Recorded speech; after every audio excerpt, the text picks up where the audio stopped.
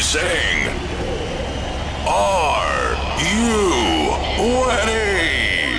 3, 2, 1. Are you ready? This is the Morning Kickoff Footy Podcast. Your hosts are Maguire, Sordid Sorin. Hang on. Has anyone seen the shovel to dig up Gazza? We need air fresheners too, he proper humdings. Sorry, yes, Gazza will be here, and the living legend that is truly wonderful, famous, best-selling author, actor, and podcast host, Deano. Have a good episode, lads. I'll see you at the outro. Is that Gary I can smell?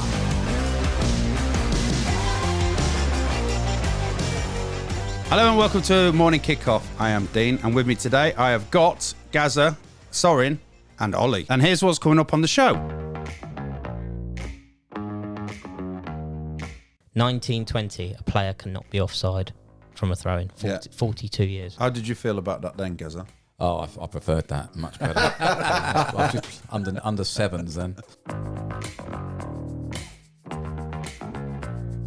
Yeah, and I still stick by that, Then you shouldn't be a referee. which is probably why the FA haven't got back in touch.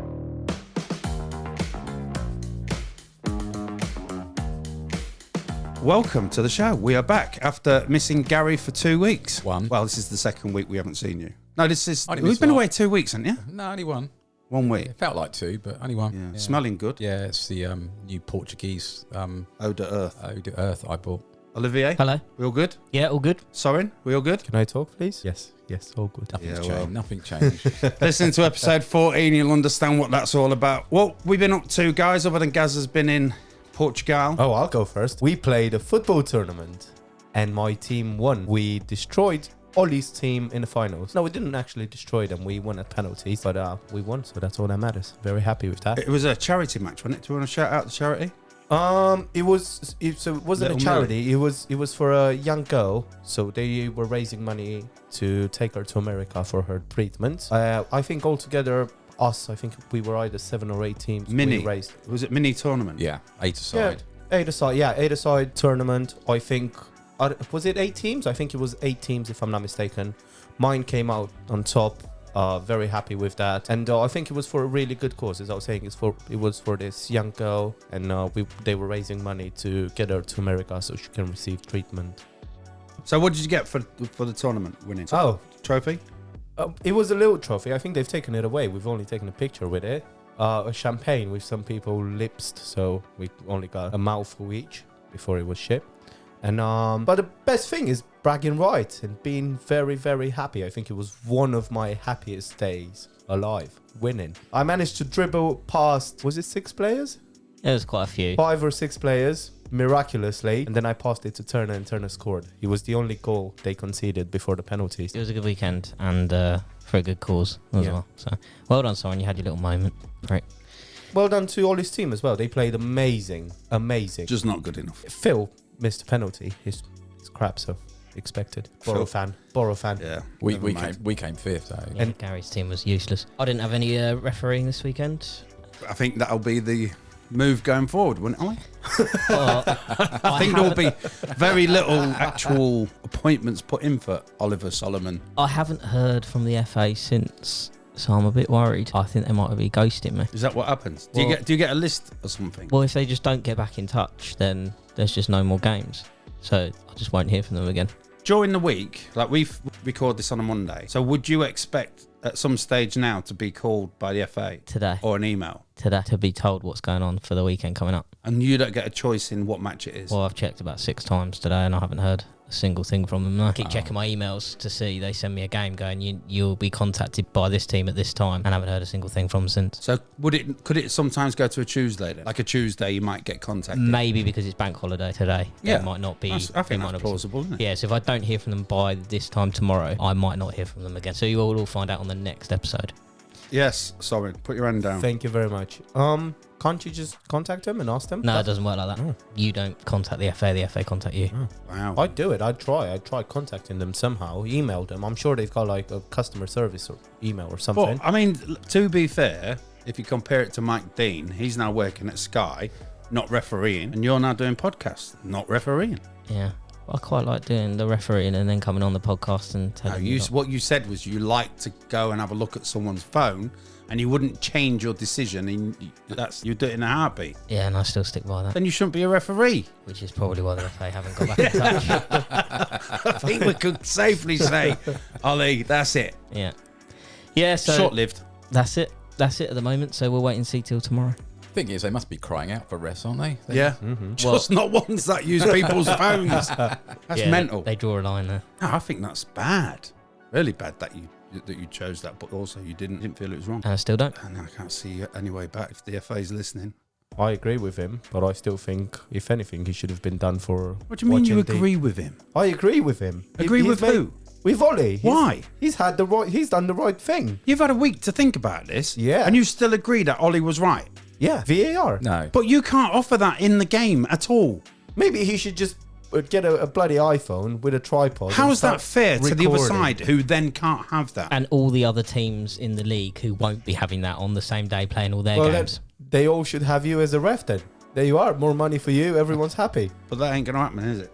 Or maybe just my games should be allowed VAR. So if you have me as a ref, I'll you just get ring VAR. up Sky and just say, look, you get any cameras and crews that are not filling in this weekend, get them round at Ollie's game, will you?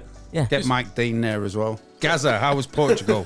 Yeah. Fucking change the subject quick. Portugal was great. Went to Porto. Had a really good birthday.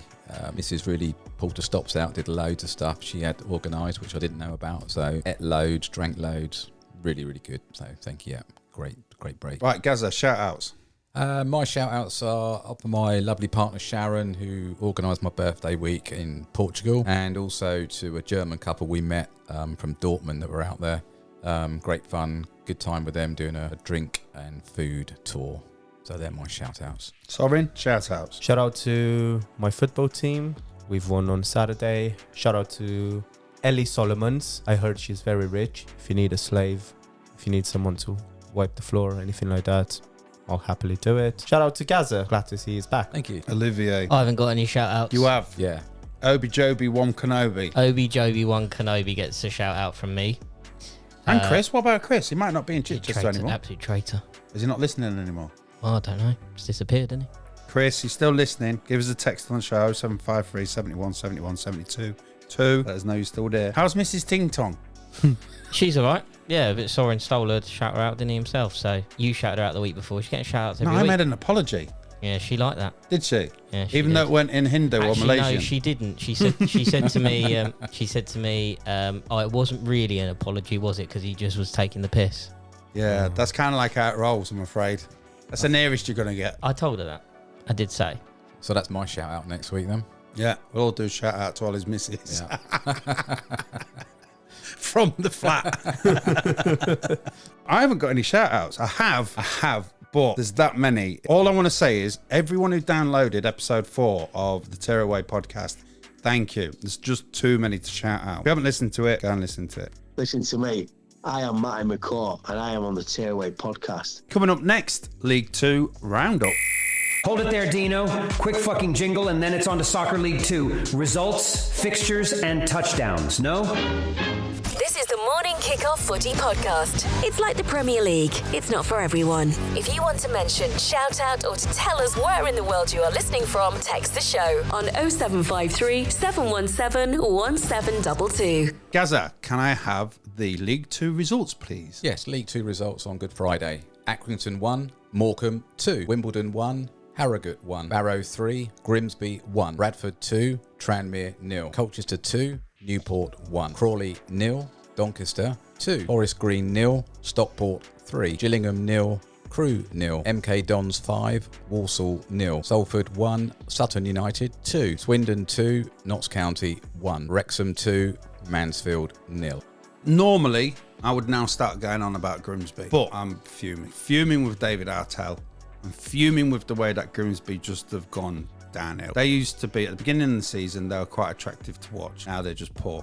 Piss poor. So for me, there's nothing to say. They lost 3-1. 3-1 to Barrow. 468 Grimsby Town fans travelled up there. 2-0 down after 22 minutes. It was awful. Played terrible. Played even worse than when we did against Wrexham. It is what it is. Played today as well. And drew 1-1 with Bradford, which I dare say someone will say something about. Last week you were saying that you'd rather give David Artell another year because he's only just started and he needs time to put a team together. And now you're just wanting him out. The way that they were playing under Paul Hurst wasn't great, okay? But the way they're playing now under Artell. Today when I was driving back from Hastings, the players were arguing with the management in the way that they had to take this stupid free kick. It's been drilled into them. They have to take this free kick in a certain way. It doesn't work. Nor does the delivery of the ball. It just does not work. And everything David Artell has done with the team is taken it backwards. They may have got on board with the way that he wants to do things, but they're doing it bad. They're playing out from the back. Bad. Today they played 5 at the back. It's just awful. It's really gone downhill. When Paul Hurst was there, it was too safe. There was no attacking.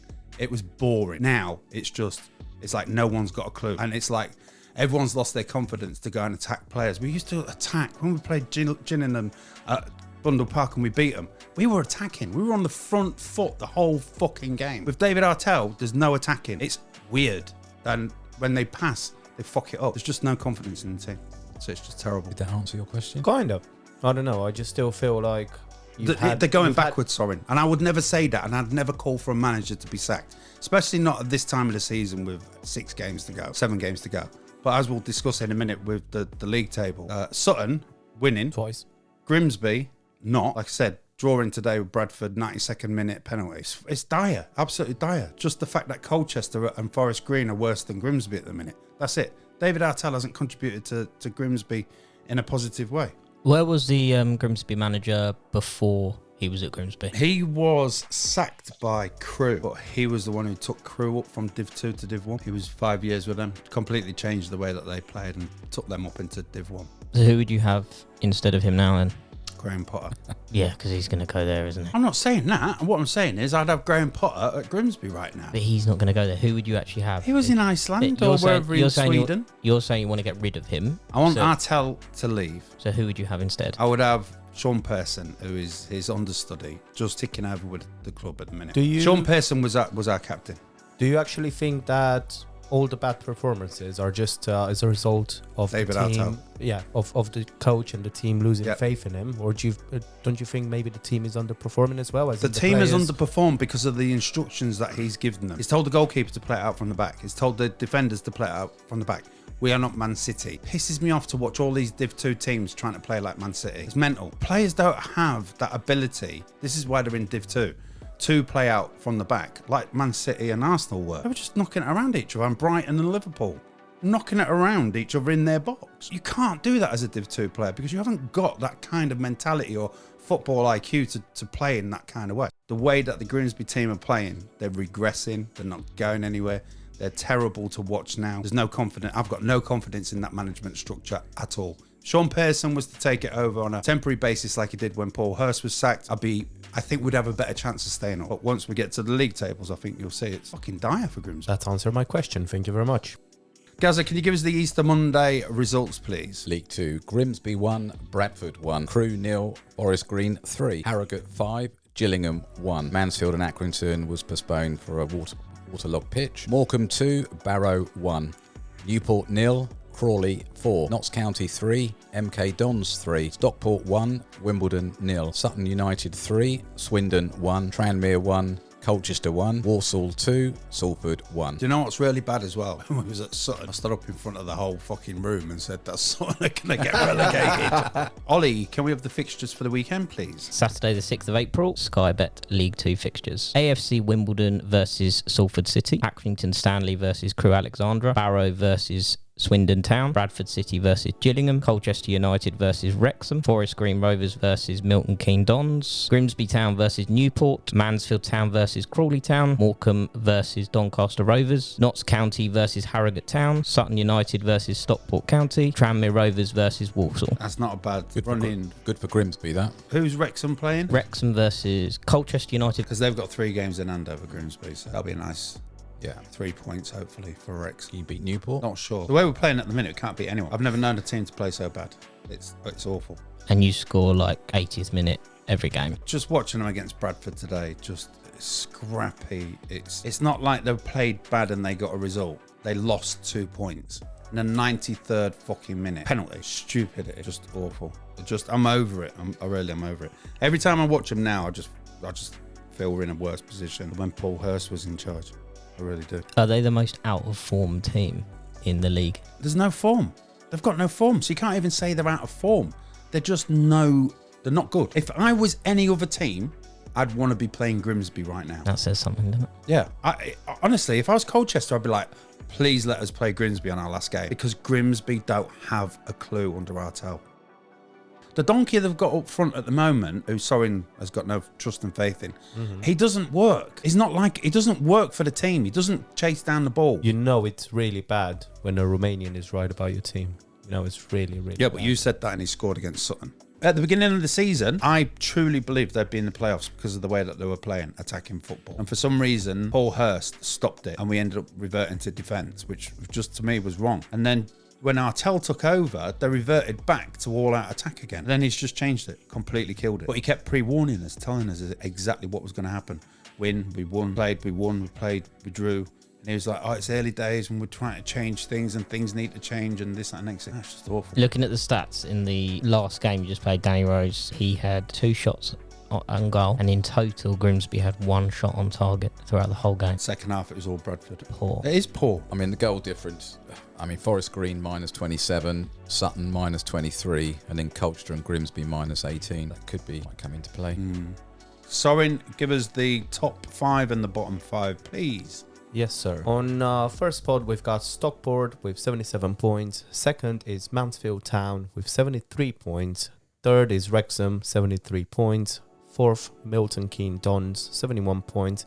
And fifth is Barrow with 67 points. And then bottom 5, we've got Salford City with 47 points. 21st, Grimsby Town, 40 points. 22nd, Sutton United, 39 points.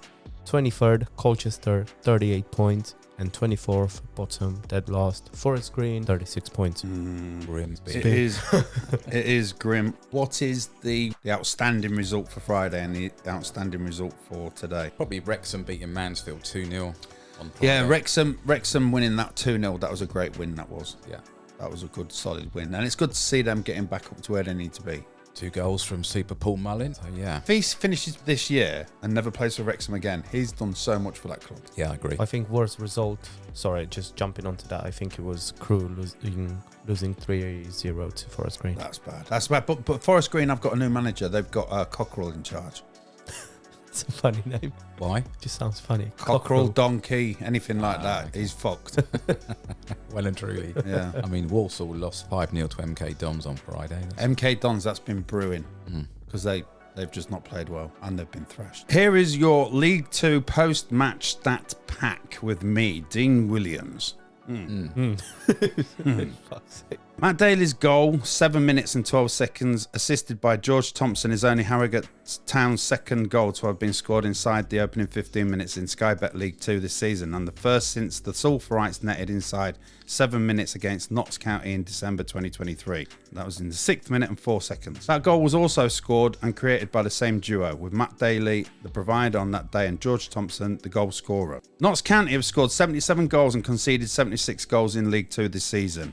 They are only the second side in England's top 4 tiers this century to both score and concede 75 plus goals in a season, along with Peterborough United in 2010-2011, 106 for, 75 against. Wrexham's AFC Paul Mullin has now been involved in 13 league goals in 2024, 10 goals, 3 assists, more than any other player across England's top 4 tiers. In fact, since the start of 2021, only Andy Cook, 66, has scored more League 2 goals than Paul Mullin, 50, despite the fact he played in the National League in 2021 and 2022-23. Cole Stockton has now scored 7 goals in his 12 league appearances on loan at Barrow AFC. This after failing to score at all in any of his 10 league appearances prior to his run for parent club Burton Albion, or as Sorin says, Burton. Coming up next, League One Roundup. This is the Morning Kickoff Footy Podcast. It's like the Premier League. It's not for everyone. If you want to mention, shout out, or to tell us where in the world you are listening from, text the show on 0753 717 1722. Gazza, can I have the results for League One, please, sir? Good Friday results. Barnsley 0, Cambridge 2, Derby 1, Blackpool 0, Exeter 1, Charlton 1, Fleetwood 1, Cheltenham 2, Lincoln 1, Leyton Orient 0, Peterborough 1, Carlisle 3, Port Vale 2, Bristol Rovers 0, Reading 1, Northampton 0, Shrewsbury 1, Oxford United 1, Stevenage 0, Bolton 0, Wigan 1, Burton 1, Wickham 1, Portsmouth 3. Gazza, can we have the League One results for Easter Monday as well, please, sir? Yes. Blackpool 0, Wickham 0, Bolton 5, Reading 2, Bristol Rovers 0, Shrewsbury 0, Burton 1, Barnsley 3, Cambridge 3, Wigan 1, Carlisle 1, Lincoln City 3, Charlton 0, Stevenage 0,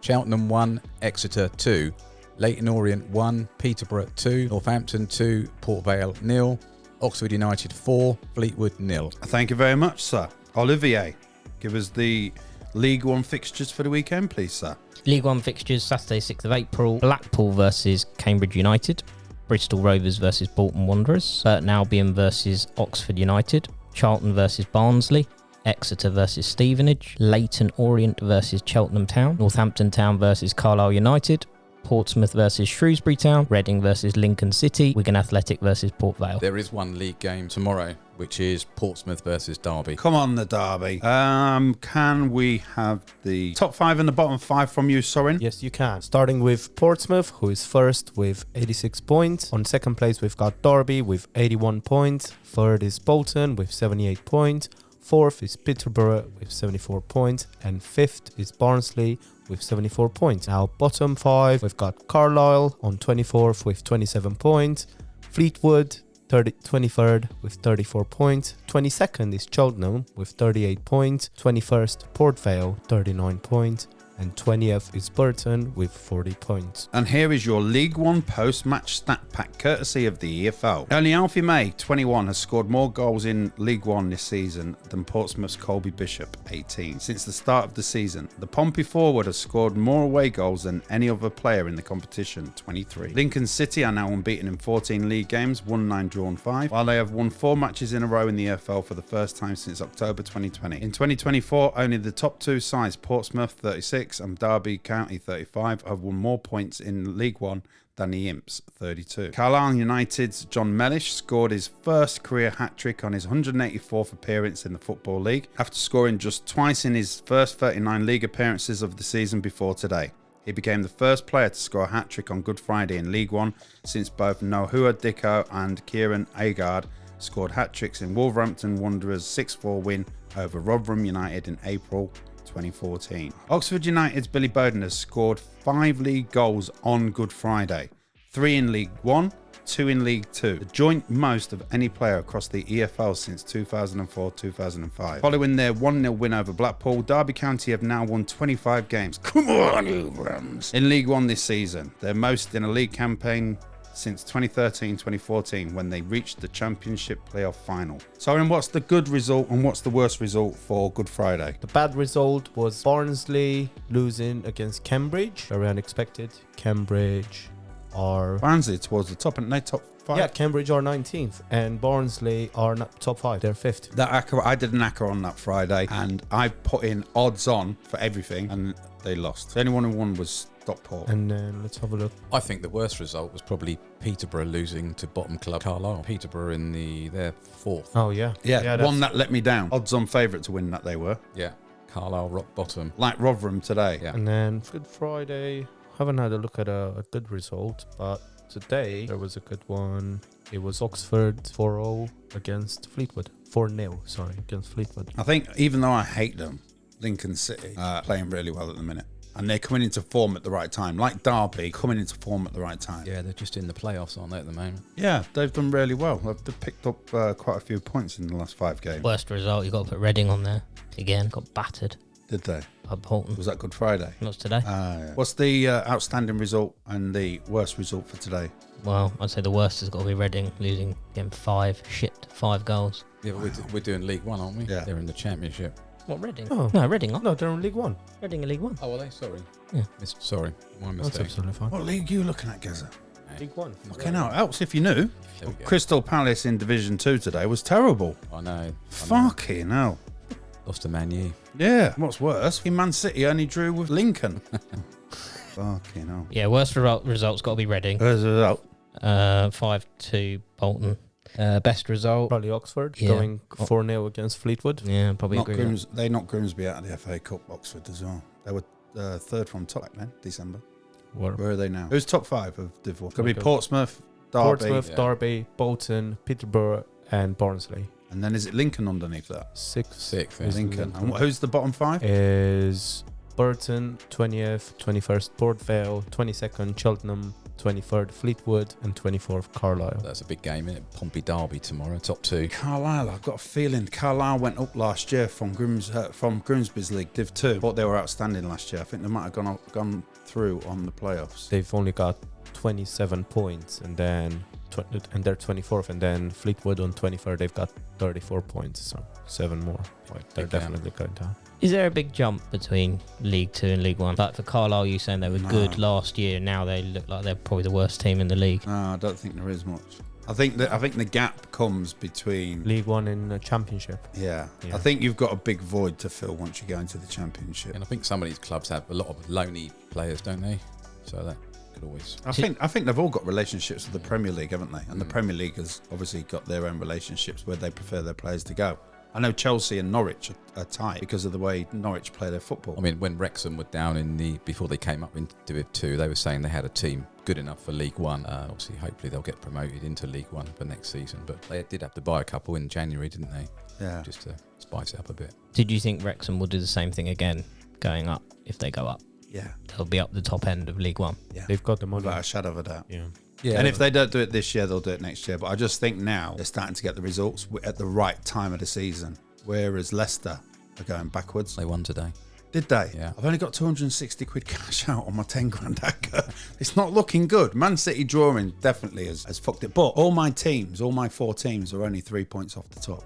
Apart from Derby, I think they're 4 points. And they've got a game in hand. And half time, I think They are Ipswich are losing to 5 points. Southampton. 5 points. And Portsmouth have a game in hand, yeah. Yeah, Ipswich are playing Southampton at the moment. They're 2-1 down. Yes. I texted Squid at the weekend because the Tractor Boys were top of Championship, Leeds second, Leicester third. And he called it on episode 1, which I thought was a great shout. Yeah. I just don't necessarily need them to win. I need Leicester to finish at the top. But I've watched Ipswich play. I must have watched them 5-6 times this season, and they've just been terrible and shocking. Absolutely shocking to watch. Lost. How they've got the points that they've got. I think they're all on the 80s, isn't they? In the Championship, even though we're jumping. Yeah. 85, 83. Portsmouth 83. Mansfield, Stockport, what are they floating on? Portsmouth 86. Yeah, what's Stockport? Stockport 77, Mansfield and Wrexham 73. Yeah. Who's top of Premier League? Is it Arsenal? Liverpool now. Liverpool 67. 67 points. This stage of the season for the last 5 years, been like 80 points in the Prem. They don't play as many games though, do they? No, but they've still managed to break 90 points in a season. They're not going to do that this year. Anyway, it's a discussion for after. Coming up next, Championship Roundup. You're listening to the Morning Kickoff podcast. Find us all on the socials. Insta at MKO Show UK, TikTok MKO Show, Twitter MKO Show UK, or text the show on 0753 717 1722. Start your text with MKO. Gazza, can we have the Championship attendances? Yes. Can we have the results, please? Sir. Good Friday results. Bristol City 1, Leicester 0. Millwall 1, West Brom 1. Cardiff 0, Sunderland 2. Huddersfield 1, Coventry 3. Hull 0, Stoke 2. Norwich 2, Plymouth 1. Preston 3, Rotherham 0. QPR 2, Birmingham 1. Sheffield Wednesday 1, Swansea 1. Southampton 1, Middlesbrough 1. Blackburn 0, Ipswich 1. Watford 2, Leeds 2. Gazza, can we have the results from Easter Monday, please? Yes, Leicester 3, Norwich 1. Birmingham 1, Preston 0. Coventry 1, Cardiff 2. Middlesbrough 2, Sheffield Wednesday 0. Plymouth 0, Bristol City 1. Rotherham 2, Millwall 1. Stoke 1, Huddersfield 1. Sunderland 1, Blackburn 5. Swansea 0, QPR 1. West Brom 2, Watford 2. Currently playing, just started the second half. It's at half time at the moment. It's Ipswich 1, Southampton 2. Come on, St Mary's. What are they called, Southampton's? Saints. The Saints. Come on, the Saints. Yeah. And Come on, you Saints. There's one late kick-off tonight as well, which is Leeds versus Hull at 8 o'clock. Come on, Hull. Hull. Hull. Playing Hull. Hull. Are they? That's a derby then. Leeds Hull. Come on, Hull. We want Hull to win. Olivier, can I have the fixtures, please? Yep. Friday the 5th of April, Rotherham United versus Plymouth Argyle. And then over to Saturday, the 6th of April, Norwich City versus Ipswich Town, Blackburn Rovers versus Southampton, Cardiff City versus Hull City, Coventry City versus Leeds United, Huddersfield Town versus Millwall, Leicester City versus Birmingham City, Middlesbrough versus Swansea City, QPR versus Sheffield Wednesday, Stoke City versus West Brom, Sunderland versus Bristol City, Watford versus Preston North End. Sorin, give me 5 from the top and 5 from the bottom for the Championship, please. Yes, sir. Top of the league, we've got Leicester with 85 points. Second, running after them is Ipswich with 84 points. Third is Leeds, 83 points. Fourth is Southampton, 77 points. And fifth is West Brom with 68 points. Then bottom 5, we've got 20th, Birmingham with 42 points. 21st, Plymouth, 41 points. 22nd, Huds with 40 points. 23rd, we've got Sheffield Wednesday, 39 points. And 24th, Rotherham with 23 points. Yeah, I said on the last podcast that Plymouth and Huddersfield won't get drawn into this, and it would be a Birmingham team. It's now crazy table. Yeah. Rotherham have fucked my hack up today. Sheffield Wednesday 39 points, 23rd. 22nd place, you've got Huddersfield with 40 points. 21st, you've got Plymouth with 41 points. 20th, you've got Birmingham, 42 points. Millwall 19th, 44 points. And Stoke 18th, 45 points. Blackburn 45 points. QPR 46 points. 7 points between Yeah, that's mad. 16th place and second bottom. That is tight. That is a tight league. And I'm bitching about Grimsby being in the bottom 4. They used to say 40 points and you'd be clear of the relegation. Clearly not. Yeah, I think Watford are safe on 50, but anybody. But they're 14th, Gaza. I know. It's not like they're 21st, I know, 20th or 19th, where you like go, you know, just need 3 more points. At 16th, you're not safe from relegation. No, two wins away. Sheffield Wednesday have only lost 1 game less than what Watford have. Have they? So Watford have won 12 games, Sheffield Wednesday have won 11, and they are second from bottom, and Watford are in 14th. Yeah, but they've lost 23. Yeah, it's a draws, isn't it? Yeah. Watford is reading 12, 14, 14, 50 points, whereas Sheffield Wednesday's reading 11, 6, lost 23. Yeah, they've lost more, but the games that they've won, Watford have only won 1 more game than them. They just obviously haven't lost as many. All about the draw. And where I thought Birmingham was going to get drawn back into the bottom, they're now sitting on 42 points. But again, another weekend to pass. I think for Easter Monday, the worst result was for Preston. That lost point against Birmingham. Gazza? The best result is bottom of the table, Rotherham picking up a 2-1 win against Millwall. And I never put Millwall in my acca because they always fuck me over. And they duly did. Indeed. Sky Bet Championship post-match snap pack, courtesy of the EFL. Leicester City have lost 4 of their last 6 league games, won 1, drawn 1. This after having only lost 4 of their opening 32 matches of the Sky Bet Championship campaign. Rotherham United have conceded 56 away goals in the Championship this season. Since 2004-2005, the only side to concede more away league goals in an EFL season were Rotherham themselves in 2016-2017. 64. Norwich City's Josh Sargent became just the second player in the Championship history to score in 9 consecutive home appearances, along with Chuba Akpom for Middlesbrough, January to April 2023. The Canaries have now won 22 points from losing positions in the Championship this season, with only rivals Ipswich Town winning more from behind. In 2024, Coventry City's Ellis Sims has scored more goals in all competitions than any other player in England's top 4 tiers, 13 goals in 18 games. Indeed, the Sky Blues have scored the most goals of any EFL side across all competitions since the turn of the year, 46 in 18 games. Joby Bellingham has scored 7 Championship goals for Sunderland AFC this season, the most by a player aged 18 or younger in a Championship campaign since Harvey Elliott for Blackburn in 2021, 2020, 2021, also 7. Coming up next, we have got Oily Maguire's VAR. Now, just like Mike Dean, and he no longer referees, we no longer have an FA recognised referee. So he's just basically some old Joe off the street, overweight, and he's going to give a very annoying report. That's coming up next. Next up on MKO, the man, the myth, the fucking dull and droning legend in his own mind. Annoying cunt, Oily Maguire. You know what? I think I want more. Right now. I'm going to celebrate my decision to change the rules of football by asking you guys some questions about whether you think these were good or bad changes in football since the start of football back in the 1800s. Let's see what you think. One of my favourite ones, which I think is quite funny. 1887. The goalkeeper may not handle the ball in the opposition's half. What do you think? Good or bad? Yeah, but this is going back to like rugby days, isn't it? Yeah, so the goalkeeper before 1887 could pick the ball up wherever they wanted on the pitch. Then they decided in 1887, well, we'll just make that they can only now pick it up anywhere in their own half. That's got to be a good...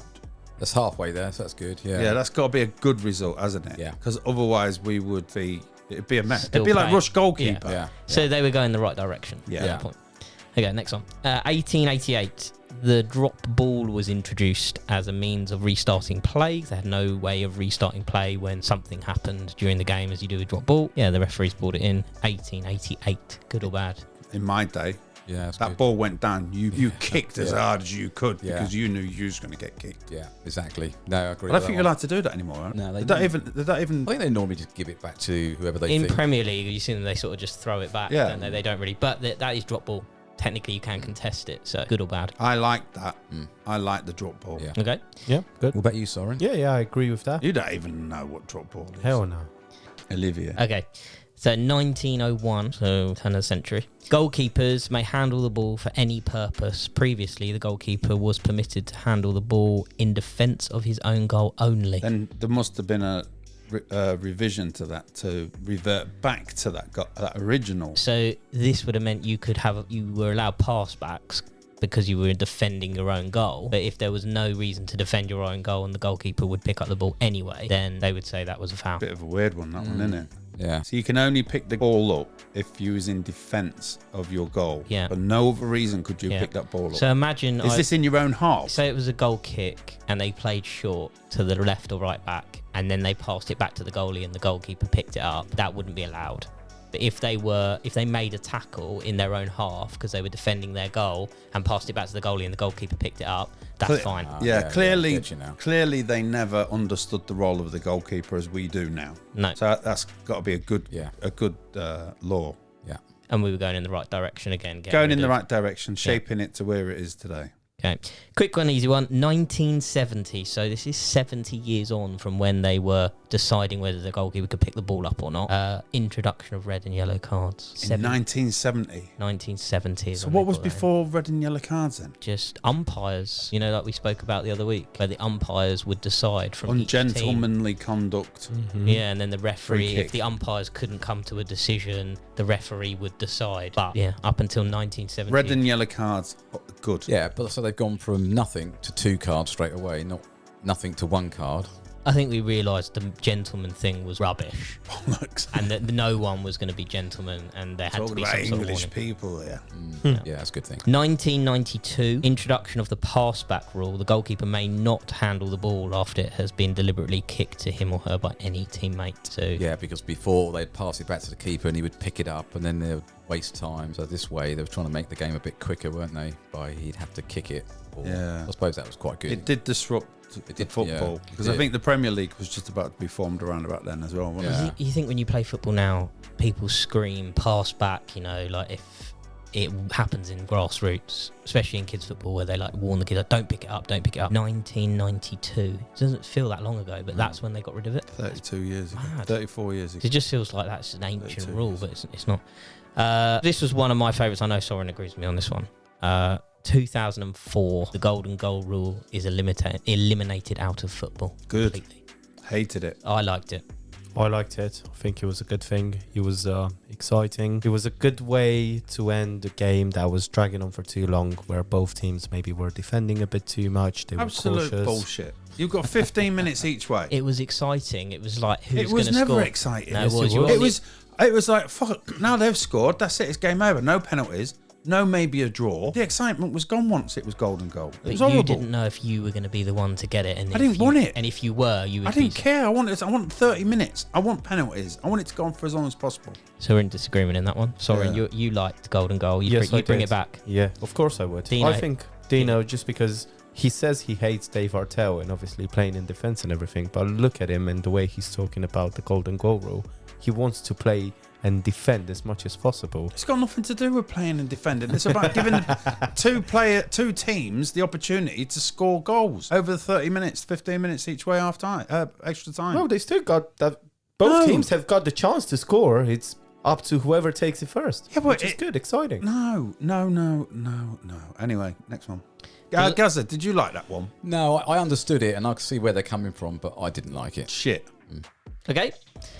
The last two kind of go hand in hand with each other. So in 1878, a player can be offside from a throw-in. Yeah, they amended that to not be offside from a throw. Yeah. Do you know how long it took them? 90 years. 42 years. Yeah. 1920, a player cannot be offside from a throw-in. 42 years. How did you feel about that then, Gazza? Oh, I preferred that much better. Yeah, I was just under sevens then. So do we have the perfect game now and no rules should be changed whatsoever? Or do you now kind of get why they were tinkering around with the blue card? You should never have that blue card. That should never be a thing. No. The blue card not coming into the game. I still think they got a long way to go with. They tinker too much sometimes. The VAR is not right. It's ruined the game. You know, what's the handball rule? What's the offside What's the rule? offside rule? But Not as some clear as it used to tinkering be. is good because there are some things clearly from the game up to this point. I just think it should be in women's football that they put these rules in, because at the end of the day you're not going to fuck a game up, are you? Whereas in men's football you put in a stupid rule like you can be offside from a throw-in. It just ruins the men's game. And I just think if you put these kind of things like Scotland and the government, when the government want to try something out, they give it to the sheriffs in Scotland and try the law out there for 5 years. Once it fucks all them up, they go, nah, it's no good for London. And that's what they should do with the rules. They should put it into the women's game, allow them for 1 year to see what it's like, then decide if it's going to come into non-league football. Well, that's me for this week. Thank you very much, Oliver. Very good as usual. I like the VARs. It's just a shame we're no longer FA affiliated. Yet. Coming up next, we have got Gazza's GGG. We're not talking horses. Gazzas Golden Generation, where Gazza picks his team of the decade. Welcome back, Gary. The guys went to shit on the last episode. Gary's Golden Generation coming up next. I sense a fucking award coming, Gary. After all, you are Mr. Fucking Sensible. What the fuck's that awful smell? Gary, fuck's sake. The 1980s, the decade of the mullet. So here is my 11 all-time England 1980s team. Goalkeeper Peter Shilton, 125 caps. Spanned 1970 to 1990. Left back, I've gone with Kenny Sansom, 86 caps, 1 goal. Right back, Viv Anderson, 30 caps, 2 goals. 2 centre backs, I've gone for Terry Butcher, 77 caps, 4 goals, alongside Mark Wright, 45 caps, 1 goal. Moving into the midfield, got left wing, I've gone for John Barnes, 79 caps, 11 goals. Right wing, Chris Waddle, 62 caps, 6 goals. Centre midfield, I've gone for Brian Robson, 90 caps, 26 goals. Glenn Hoddle, 53 caps, 8 goals. And up front, I've gone for Peter Beardsley, 59 caps, 9 goals, alongside Gary Lineker, 80 caps, 48 goals, and I'd have them managed by Bobby Robson, who managed England for 95 games. No Ray Wilkins. No, because did I not have him? He was in my 70s team. Was he? He played in the 70s and 80s, so yeah. No Maradona. No, he was on my bench. Fucking hell. They played, didn't you? Yeah, so Platt. Elton John. Elton John, yeah. Yeah. Yeah, he could do the song. He could do the World Cup song, couldn't he? Yeah. Still standing. After Deano all after a these few years. drinks. I've got a great one for once we've finished the GGG as well. But, Okay. yeah. But that's the team of the 80s. Lovely. Thank you very much. Ollie, have you got anything to say about that? You was just a bit of mess coming down your mum's leg when 1980s, weren't you? Yeah, I can probably chime in a little bit on the 90s with him, but 80s, no. I mean, I know some of those names, Gary Lineker. No, some of them names. Gary Lineker. I've heard of Match of the day. Gazza dug up. Hoddle, obviously, he's still about, you know, Yeah. not playing. But Yeah, he was a bit of a weird one when he was in charge of England. He had Eileen, yeah. And not that filthy song, Come On Eileen. But Kenny Sansom, he's an Arsenal left back team. No idea. not one that I've heard of, no. Yeah. But I'm sure there's plenty of listeners that love Gaz's 80s. Coming up next, it's Sorin's Team of the Week. Who will Sorin be supporting this week? You're listening to Gazza, Sorin, Oily Maguire, and Deano on the Morning Kickoff Footy Podcast. How they keep getting into the Apple UK podcast charts is beyond me. What does offside even mean? This is the moment you've all been waiting for. Stay tuned. Sorin is up next. Fuck knows what he will say, so strap in. Sorin, tell the fucking listeners who you support this week. This week I decided to support Leeds. What better way to start with Leeds in glory years than Mr. Don Revie? Anyone heard of him? Yeah. Yeah. No, Ollie, no. I actually don't. Yep. No? Who is Don Ravy? Don He was, Revie. he was a Leeds manager and an England manager, wasn't he? Yes, he was. It's his 80s. Don 70s. Revie. Yeah. It was the 70s. 70s what? 70s he went from Leeds to England, yes. Yeah. He started with Leeds as a player and manager, but then he went on to just manage them as he felt his days were numbered on the pitch. So under him, they went from a team that barely avoided relegation to the third division to actually winning the first division, managing to win it in 67-68 and 70-71. They also won the FA Cup in 71-72 with him, the Football League Cup in 67-68 and the FA Charity Shield in 69. And also, they were quite a good European team at the time as well. They were winning some European Cups. So they won the Intercities Fairs Cup, which is the equivalent of today's Europa League, in 67-68 and in 70-71. And they also reached a Champions League semi-final, but lost 1-0 to Celtic. Lost 1-1. Lost 1-0. 1-0. It's 1-0. so hard to get used to that. 1-0 to Celtic. Also, whilst he was training them, they tried to win the treble twice, but during both seasons they haven't, and they actually haven't won a single trophy or a league when they were pushing for a treble. That's a bit about Don Revie. Same. No one likes Leeds. They had some real dirty players in their midfield, didn't they? Norman Hunter. They had Paul Madeley at the back, wasn't it? Lorimer, he had one heck of a shot on him, didn't he? Played out on the wing, I think, or up front. Alan Clark. So funny enough that you say that, Gazza. Actually, one of the players that joined them, Alan Peacock, said that one of the main attractions for joining Leeds was that he would not have to play against them. That's how they were at the time. That's how they were trying, because they didn't have the the best team. That's how they were trying to push for trophies and whatnot. Stick it up. Dirtier. Stick it up. Little Billy Bremner in the midfield. Besides playing dirty, he was actually renowned for his management skills and also his close bond with his players. And also when he joined them, he made sure to bring up quite a few youth players. So he started working on the academy as well, which was good. We've talked about the glory days of Leeds. Now it's time to push forward and do a Leeds. As Turner Reynolds says, the Premier League It's not for everyone. is not for everyone. Does anyone know what doing a Leeds is? Doing the Leeds.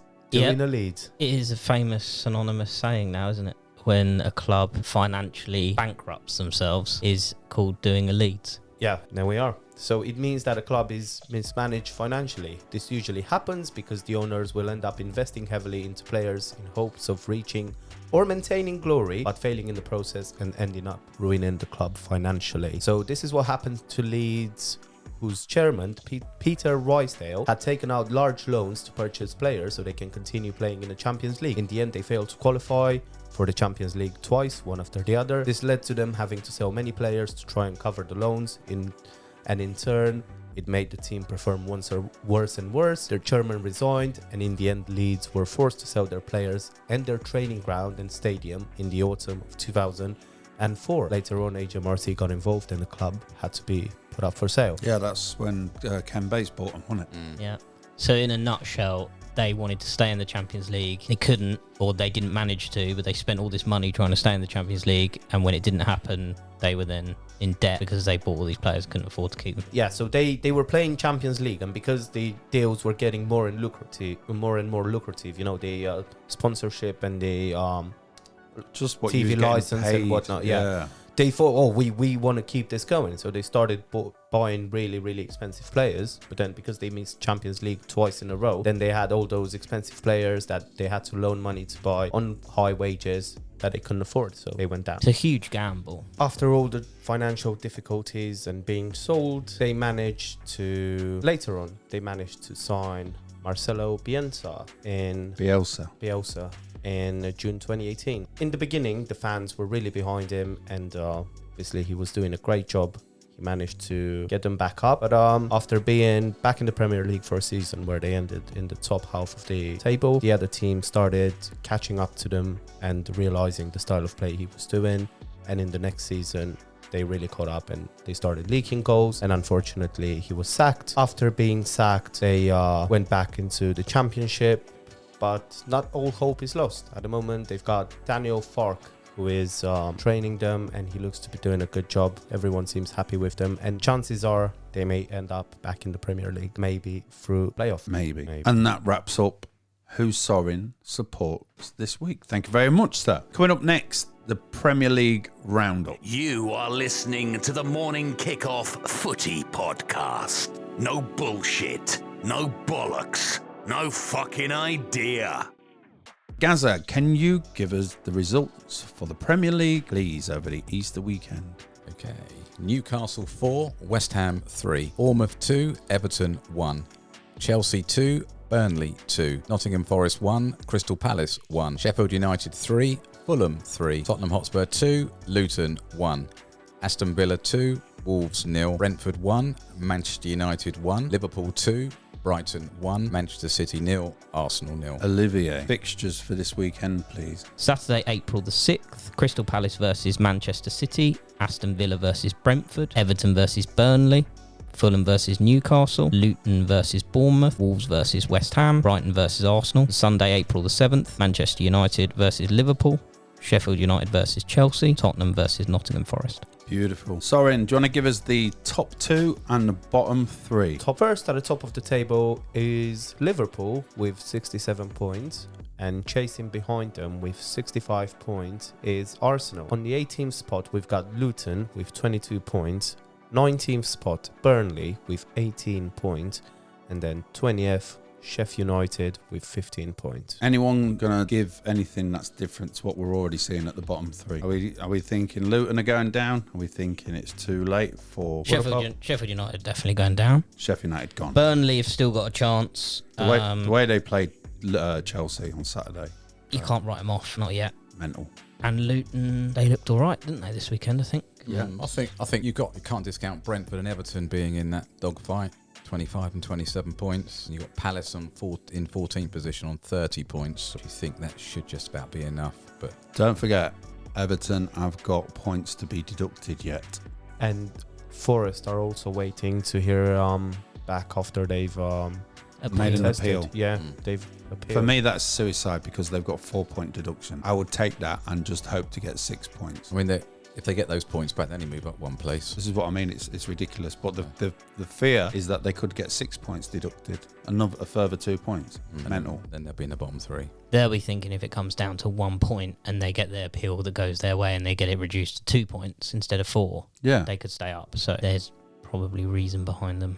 No, but I think you're right in what you're saying. I just don't think I would risk having an increase in points rather than, like you say, it could be that they get 2 points less than what they've been given at the minute of 4 points. It's just, to me, I wouldn't take that risk. I'd just go, right, lads, this is what you're paid millions of pounds. I suppose the logical way you could look at it is they accept the 4 points, it's in their hands. They appeal the 4 points, it could be taken out of their hands altogether. You'd rather have it in your hands, wouldn't you, to try and stay up? I would just leave it at 4 points. And look, they spent £60 million on players just to get people in. Jesse Lingard, whoever else they signed. Anthony Elanga, if I'm not mistaken. And Chelsea's player as well, who went there. It's just mental the way that they did it. And you could see quite clearly they were doing it just to stay in the Premier League. Yeah. I mean, they've got their last games. They've got all the teams around them. I mean, they got Fulham at home next, then Tottenham away, and they got Wolves at home. They've got to play Everton away, Man City at home. Then they've got Sheffield United away, Chelsea at home, Burnley away. So they are playing teams around them, so it could be in their hands anyway. We can touch on the top of the table because we obviously had Arsenal, Man City this weekend. And Tottenham. Sorin's a Man City fan, isn't he? Well, Chelsea, Man City, Leeds. Borough, Sutton, Grimsby, Middlesbrough, Grimsby. Sorin, how do you feel about the 0-0? Arsenal just defended really well. I don't think, because I keep telling you guys, and I think they're not going to win the championship, the Premier League. I mean, I don't think they've got any chance of winning it. I still think that Liverpool are going to run away with it. Although out of the top 3 team City have. I think, if I'm not mistaken, they've got the easiest opponents. That's not to say that it's going to be easy matches, but compared to Arsenal and Liverpool, it's probably going to be a bit easier for them. But I just don't see them pushing that. They've got to win 11. Yeah, they've played 29, so they've got to win the next 11 games. Yeah. Well, Man City are the only team to take points off of Arsenal since the new year. You've got... Everyone was saying before the game, Arsenal were the ones that needed to come out of it with a victory, whereas Man City, if they lost, wouldn't be the end of the world for them because they've been there and done it before. I saw an interesting stat after the game that said Liverpool and Man City have never taken 6 points off each other, like since the Klopp and Pep era. So for Arsenal to go to the Etihad and then take all 6 points this season off Man City that neither of those two teams have done to each other before would have been crazy. So to come out of it 0-0, Arsenal get a point, I think that's a pretty good result for them. Yeah. They've got a few injuries as well, and you can see it on some of the players' faces. It's just too much. You have to imagine that they've got Champions League coming up and they're playing Real Madrid. So it's not like they can rest some players. They've got to. I think it's going to come down to deciding whether they won the Champions League, or if they won the Premier League. They can't do both. I think it's impossible. They've got a depth of squad, of course they can. Yeah, Man City have done it before. Arsenal, they've never been there before. If they got one of the two, it'd be pretty amazing. So I think Arsenal will be happy, the happier of the two teams at the end of the weekend. Just looking at Liverpool's fixtures, I mean, not an easy run.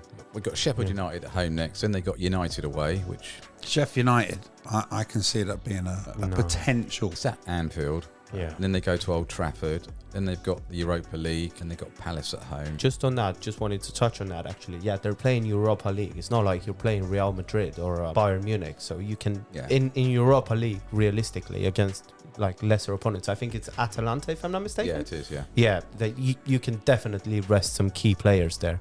But then they're running. They've got Fulham away, which is not easy. They've got Everton away, so local derby. West Ham away, another tough game. And they've got Spurs at home, Villa away, Wolves at home. I think that's quite... Chris Wilder will be using that Liverpool game for the lads just to get a little bit of self-respect. And they'll be using it as a cup final at Anfield. I think the potential is there for a hiccup. Yeah. I really do. And also, when you're playing Everton and Liverpool, it's never just Everton are bottom of the league and they're going to get demoted and this, that, and the next thing.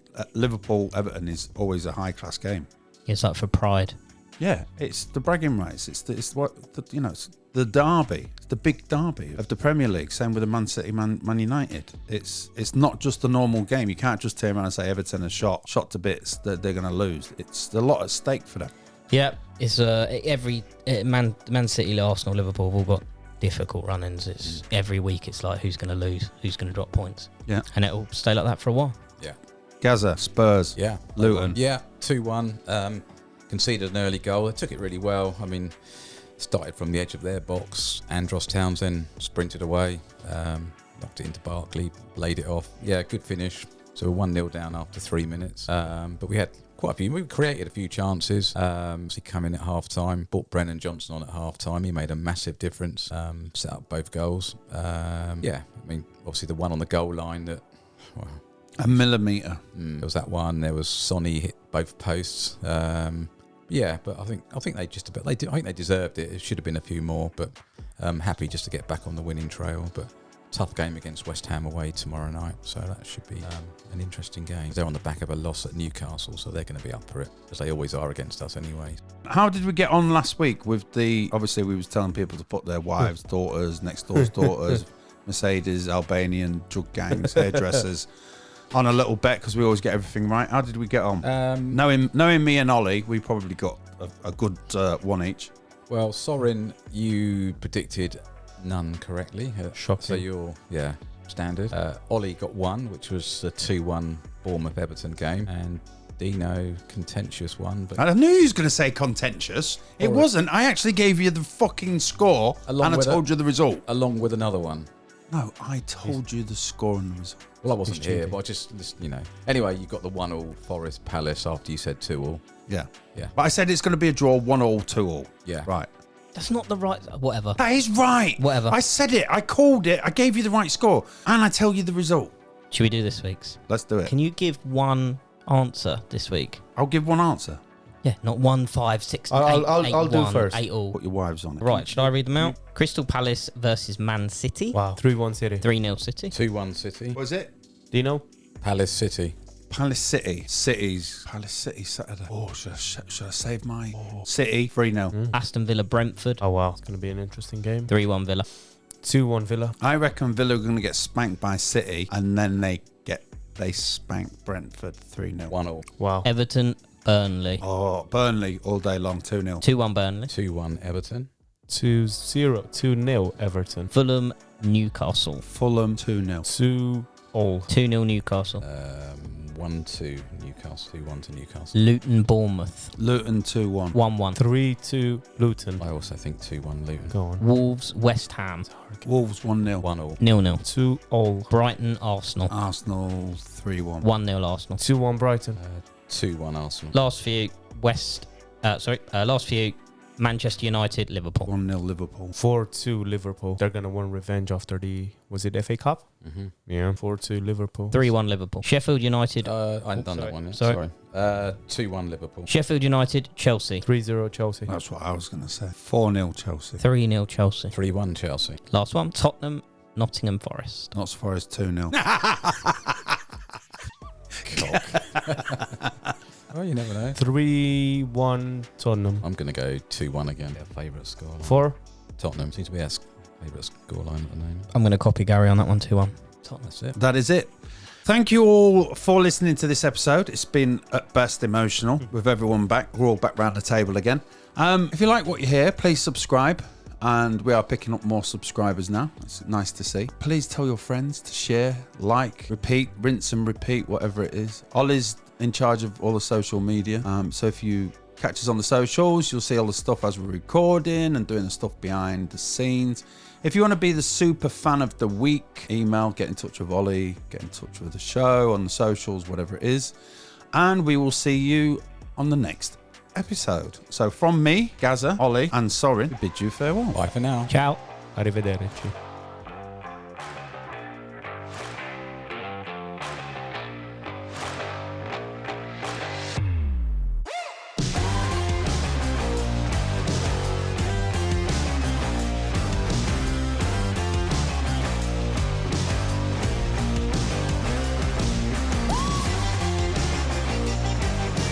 Fuck me, you call me off duty. Well, that went quicker than I expected. All that talk of football, I nearly fell asleep. Anyway, if that's what you like, if this is your bag, if you can cope with the droning noise of Oily Maguire, then tune in next time for more of the same old bollocks. Leave a review, subscribe, share, and tell your friends. Thank you for listening.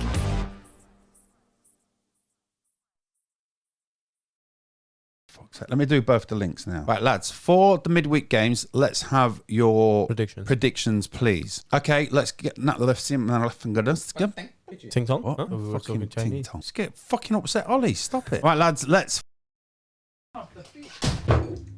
Well done, Ollie. Get some kitchen off the side. Side by the microwave. We're gonna go nuts. See, I've got you, Ollie. Just because you didn't bully me today. Thank you. It's very kind. That was better, wasn't it? Yeah, much I just didn't want finish because I was like, oh, it's going to be too much. He's going to complain, but I'll do a finish as well. Yeah, I'll only touch on like, either an important thing and some more. That'll do. More there. If you start short, sorry. Luckily, it went that way. Guys, want more water? No. No, be another pizza. He hasn't said anything. Surprising. Coming from the man who's on a diet. Sorin spilled water all over the table. I haven't gone on the next one. No. Luckily, he's a bit of a clumsy idiot. Mad attacking Bamford fucking attack thing, and then Do that. Now? Well, do it tomorrow if you want. Send it to you or Text. okay. I don't know what the fuck do you mean. just say what we just said. Chuba Akpom. Is that right? Chuba? My troops. If you was to read it like that, it's Chubakpom. Gazza, can we have the results from Good Friday, what is it? Easter Monday. Fucking hell. He'll get it by the end of it. He'll get it. And that'll be too late. Do. Let's say. Can we do it without the do? I don't have to edit it out. Yep. So I think Oxford United's Billy Bowden has scored 5 league goals on Good League. Good fucking motherfucker. And I have no idea what they're going to write, so I'm just going to read it as it sees. Oh, God, I hate doing these. Must be a big word. No, they fucking... when does XG... When did anyone give a fuck about you assisted, there's XGs? Who gives a fuck about expected goals? I don't get it. I don't get why it's a thing. It's my rant of fucking... Gazza, do you want to do the results for today? Good Monday? Fucking Good Monday. What is it? Easter Monday. Coming up next, it is Division 1 Roundup. Oh, fuck. I tell you what. The FA never sent me the EFL pack. The EFL pack. Why didn't that come out? That's because Ollie's upset the FA. Mate, do you think we've been blacklisted, you and me? That's what it is. Slagging them off. Because I'm talking about the games on the podcast. They probably realised and are now blacklisted you. And their chairman or whoever it was came over and was just like, why did you say that? I was fucking, what was that? The sing was the sing. I thought it was your belly. Oh, fuck off. Is that you? No, it was. You fucking pig, get out. Listen up. That sounded like you. Not gurgling. this. Not this. Ollie's going to defend me. That was a sink. Thank you very much, Ollie. See, that's why. But he is a pig, you are right. Yeah, that's why I keep sucking him off. He defends me. Half defends me. Still bullies me. That's all right, brother. He's still my stooping low now, innit, brother? Just get Sorin to tape it on his phone and record it, can't you? No, I'm not allowed. I'm not allowed to record young children after an incident in Bolivia some time ago. Can't disclose that. That'll be cut right out. 4. I can't hear. Am I supposed to hear you guys in the headphones? Because I can't hear shit. Yeah. No, I can't hear. Speak in the microphone, you twat. Okay, now I can hear. Now? Yes, sir. Now? Yes, Now? yes, very loud. Now? Good. Can you hear me? Tell me when. Go. What? You need to talk. I am. I can't hear you. Yes, Now. yes. Now. Is that good? Um, I have no fucking idea what that means. You What's are not the word? 1 year old, Sorin. what's the opposite of louder? Turn it down. Turn it down. Turn it down. Quiet, Thank quieter. You can't just Quieter. fucking point like a 2-year-old. You want it down? Is that Yeah, that's more? perfect. That's perfect. Thank you very much. right? Sorry, now you're going to speak. How am I going to speak? I'm going to try my best to Gibberish. speak. Yeah, fucking bollocks as usual. I'm not going to say cunt in the beginning. You'll hear that in Italy. Ding, ding, ding, ding, ding, ding, ding. I want That's you a to fucking squeal like a pig. balalaika. Distressed pig. do that again? No. Just a second. Fucking hell, I can't even turn the fucking mic down to fucking stop him. Right. We did please and thank you. I will say please. Fuck. Oh, leave my cock alone. It's your nipples, not your cock. That's for later. Ah, okay. Are you alright with the nipples? Gary, you're looking very rock and roll, I've got to say. Why have you got sunglasses on? No, actually. Indoors. Can't see shit. 10 o'clock at night, he's got sunglasses on. The silver. Oh, up there. No, it's fine now. I just No, needed to but adjust it. listen, it vibrates. It's got to be tight. Okay. This one. Where? This one, look. Where? The brass collar is. I've shown you that one, and you said no. This one. No, look where I'm pointing. Mike. Look, this one here.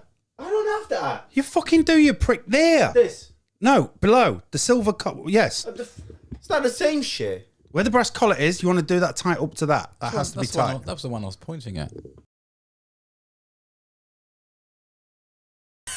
Don't. Bet on You it. pig. Who was that? It was coming up. It happens to Fucking you. look the other way when you're going to do that shit. It literally happened. We're not even fucking started.